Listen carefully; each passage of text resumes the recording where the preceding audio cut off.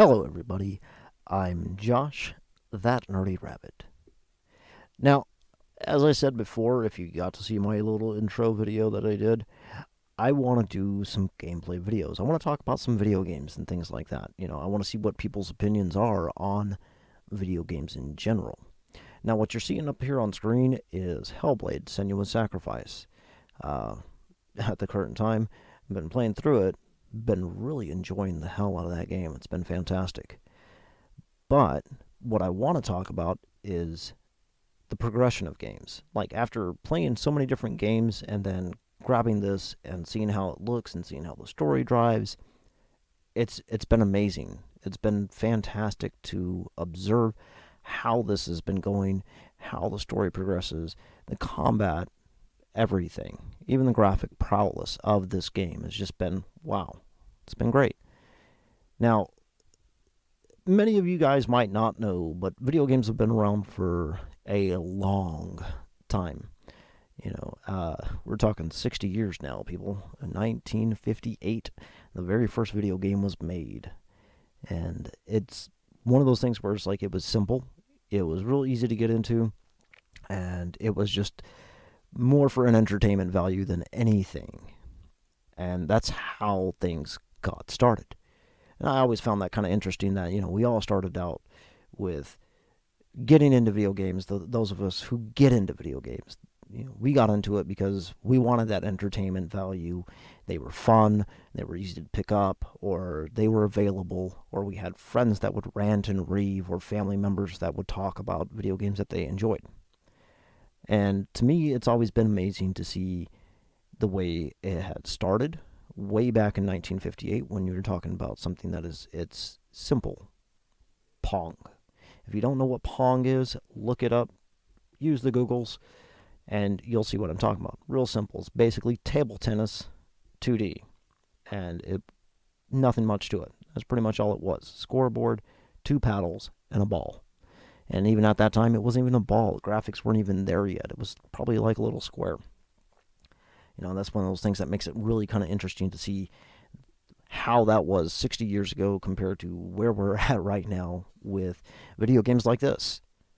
And throughout the years, I'm an 80s kid. I grew up in the 80s. I grew up with video games because video games started way back in 1958, but they didn't actually pick up and start doing what they do nowadays until roughly in the 80s when Nintendo came around and Atari was around.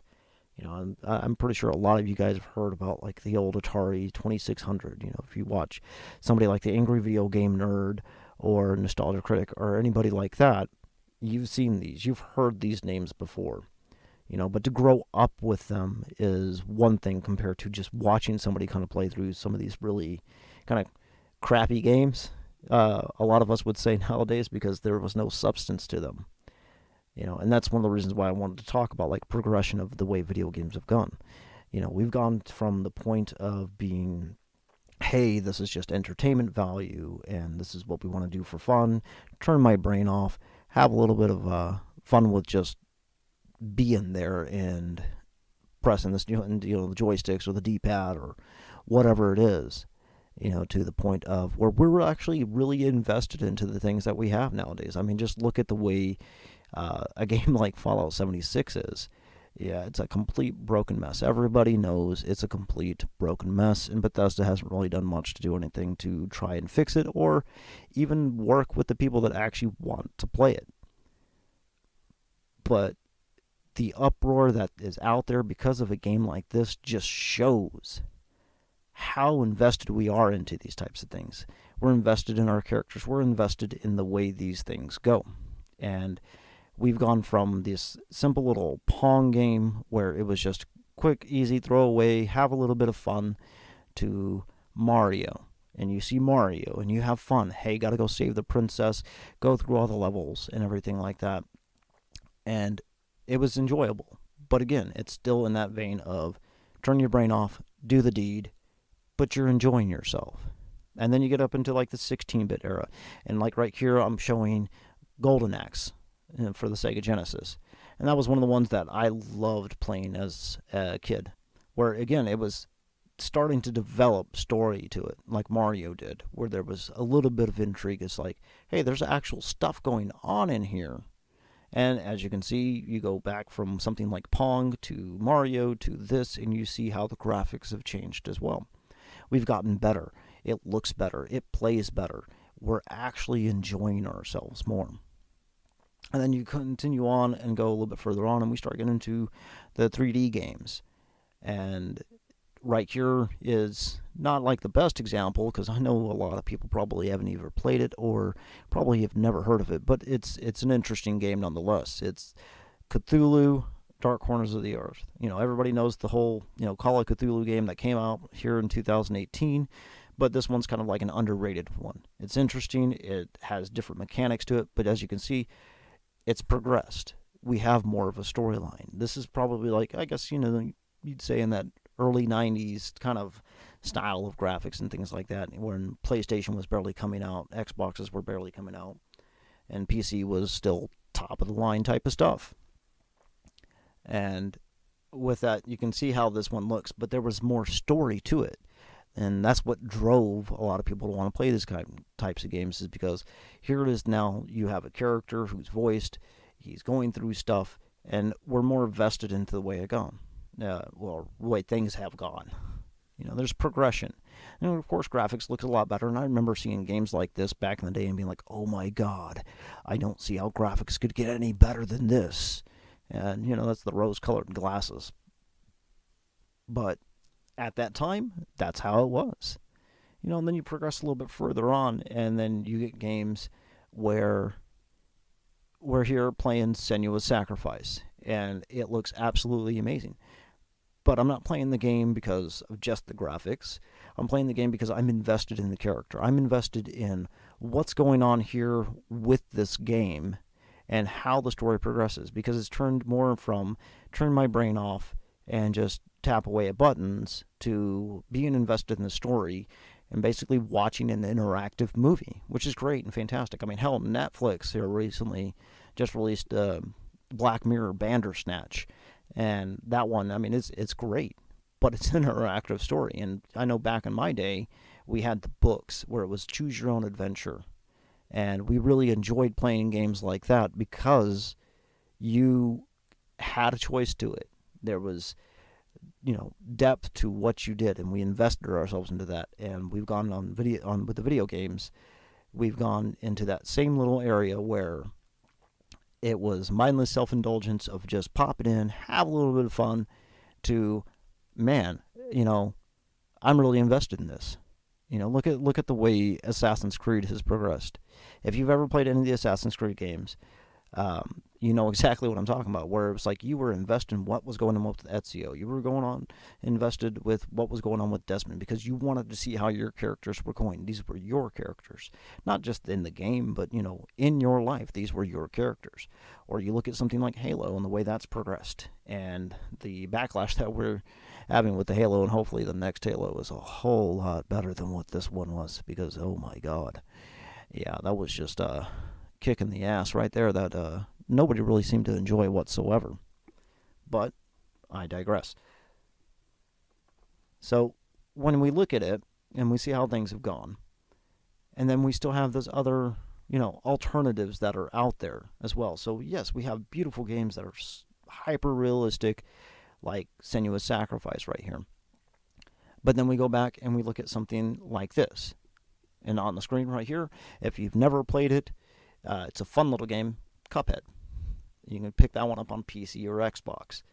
But that one's a fun little game. But you look at the way that is, and I'm playing old school 2D animation games. I mean, it's fun to play. You turn your head off. There's strategy to it, but there's not a big investment in the storyline or anything like that. Now, some people will probably say, yeah, no, I'm really invested in the characters in Cuphead. And it's like, okay, yeah, you tell me how deep that freaking rabbit hole goes, because I'll tell you, you could probably fill that up with a teaspoon of water and be just fine. But it's still fun to play regardless. So we still have those games that we turn our brains off, and that's all we do is we play because we enjoy it. And that's what we're wanting to do, is just sit back and enjoy games. But to me, it's one of those things where it's amazing the progression that we've made with a lot of this kind of stuff, because it was that mindless self-indulgence before, and now it's more, where's my depth? How many hours of gameplay am I getting? Back then, you play an Atari game, those things were endless. And I mean endless. You got to the end of the stage, and the next one started, and then so on and so forth. And you just kept repeating that. But there was no real stories to that, unless you read the little booklets. And if you didn't have the little booklets, you didn't know what the story was, and that's how that went. But you weren't invested in the story. You were more invested in what was going on with the gameplay. And then you carry on over to something like Mario, where it's like, yeah, it was a new way to play because, everybody's getting used to the new Nintendo controller. It's like, what do you mean 2 buttons that I have to press in a directional pad? I'm used to the joystick. What happened to my joystick and my single button gameplay? There was more depth to that. But once we got used to it, it was more in that vein of, okay, well, turn your brain off, play the game, jump through the levels, get through that. Now, granted, I'm not discounting RPGs from back then, because we had some great RPGs from way back when. Shining Force, the original Final Fantasy, those great freaking games.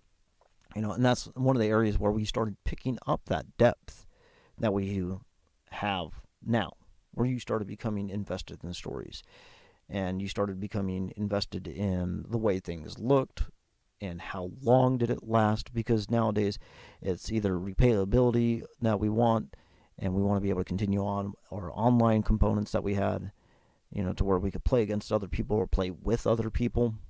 And then we also have the other aspect of, DLCs that come out nowadays. And of course, old games like that, they didn't have DLCs. So now we get them, we deal with them, and that's how it is. Thank you, Bethesda, for doing that. You were probably one of the first ones to do that, and that would be the horse armor for Oblivion. If you don't know about that, check that out. They wanted to charge you $5 for horse armor, and that was it. I mean, really, wow. No, not worth it. I could just have the mods, for the game, and get better stuff like that without having to pay the $5. But that's one of the other areas where we've progressed in games. Whether you want to sit back and say it's a bad thing, or you want to say it's a good thing. To me, I think of it more in that vein of, like, I'm not too much into it, because I think it's just a way to make money. And I understand these companies need the money to be able to keep going, keep making games and things like that. But there's also better ways to do that, And one of the better ways to do that is give me some quality content. I'm not going to say that old games didn't have glitches and things like that, because they did. But compared to nowadays, it's a lot different. Now, here it is, again, going back to it, Fallout 76. Broken. You have people that are making mods to help fix this game. As with tons of other Bethesda games that are out there, it was the community that helped to fix this game. It wasn't the actual company. The company did put out their stuff. I'm not going to sit back and say that they didn't for other games. They tried to help out as much as possible. But there are certain games out there where it's been more of the community of people out there that have been helping to fix these games and keep these games going. Masquerade. Vampire, the Masquerade. That's prime example right there. The only reason why that game is even playable, to actually be enjoyed to be played, is because of the community that's out there. Now, just to put it out there, though, Masquerade was not made by Bethesda. It was made by Troika Games, and I know there was a lot of other factors that came down to as why it was not playable. And that's one of the parts right there where it's kind of irked me, because here it is that you want to give me DLC, here it is that you want to give me loot boxes, which, oh my god, I could go on forever about loot boxes. Those are just the absolute worst. But you give me that kind of stuff, and then you ship me off broken games, compared to how it was, where it's like you got the game, you unlock stuff throughout the game, and that's how it was. But that shows the progression of where we're at and how we've done things with games. And, in my opinion, that's one of those ones where I'd ask you guys, what is it that you feel, is broken about that kind of stuff? Do you feel like it's broken? Do you guys like the loot boxes? Do you guys like the DLC? Because, I know there's certain DLC out there where it's like, I love that because it keeps the story going, keeps me invested in the game and everything like that. But at the same time, I want more in sequels, or I want more in different IPs, because having more games out there is never a bad thing. And you look at some of the little indie developers that are out there that have created absolutely amazing games. Prime example, right here, Senua's Sacrifice.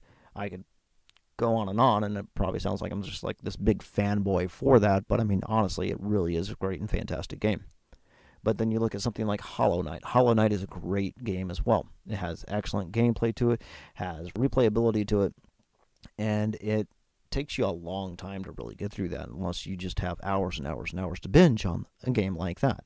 And most of us, we have jobs or we have school, and that's what we do. So we don't have all that time to invest in it, every single day. So we play when we can. So some of those games like that are great because it takes us a while to do that. But again, you look at something like that, and it's the indie developers out there, and you're giving me this complete game that I can enjoy, and I don't have to worry about all these patches. I don't have to worry about everything going on with the game. Well, it's like, well, that was, just complete game-breaking glitch. But you have the AAA guys that are out there where it's just like, hey, I got a deadline, and you guys need to meet that deadline. If not, it's your ass. And most of those guys just kind of rush out, and they try to do what they can. Because I know most of those guys are not trying to ship out bad games. They're not trying to, just force crap onto you and saturate the market. It's more the corporate guys that are out there. Because, I mean, hey, that's what corporate guys do, right? Yeah. But see, as I was saying, though, with it, we look at the way games have gone from they were mindless entertainment to where we're invested with stories and characters and things like that, and they've actually become more art pieces than they were just an entertainment value compared to when I was growing up with games. And in the long run, what it comes down to is I kind of want to see what your guys' thoughts are.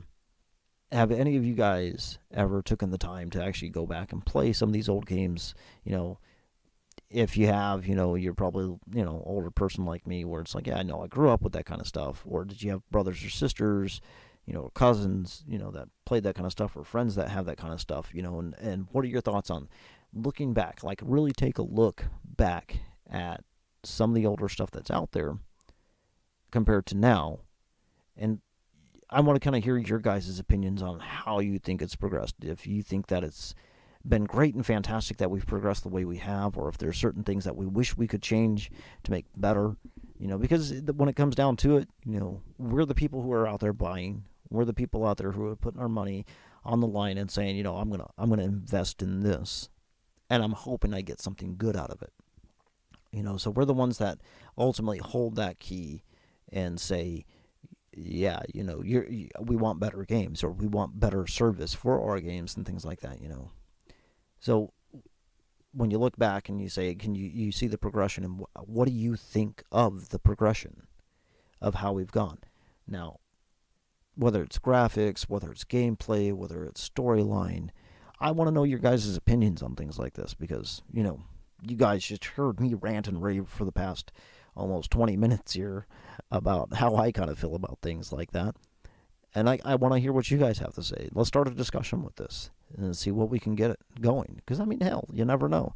You share this video, I share this video, and we'll see how many people can actually go out. And maybe it reaches some corporate guy's ears who's like, holy crap, there's a lot more people out there who want good stuff instead of just more stuff. Anyway, that's about it for me on that one. If you like this video, do me a favor, hit the like button, hit that subscribe button, hit the little bell for the notifications when I put out new videos. Share it to your friends. Get their opinions. Start that discussion. With that, I'm Josh, that nerdy rabbit, and I'll see you guys in the next video.